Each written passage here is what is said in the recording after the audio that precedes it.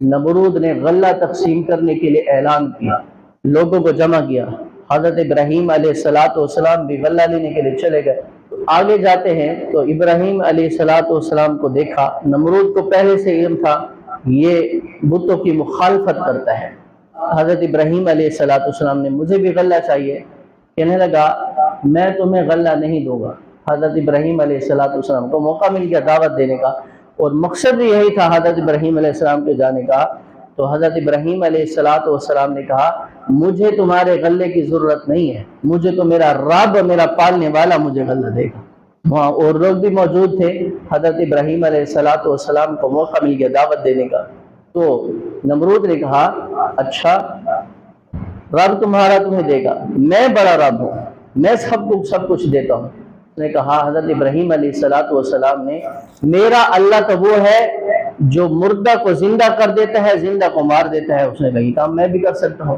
دو آدمیوں کو بلوایا قید خانے سے، جس کو پھانسی کا حکم ہو گیا تھا اس کو رہا کر دیا، جس کو رہائی ملنی تھی کچھ دن بعد اس کو پھانسی دے دیا۔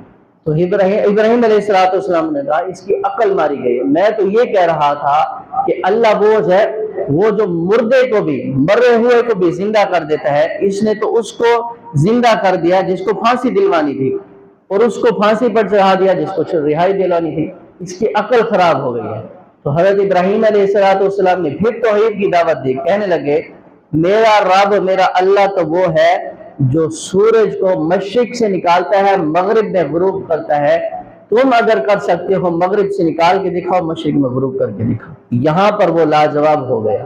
مفسرین نے لکھا ہے اگر وہ کہہ دیتا نمرود کہ تمہارا اللہ تو روزانہ مشرق سے سورج کو نکالتا ہے مغرب سے غروب کرتا ہے، اپنے اللہ سے کہو کہ وہ مغرب سے سورج کو نکال دے، مشرق سے غروب کر دے۔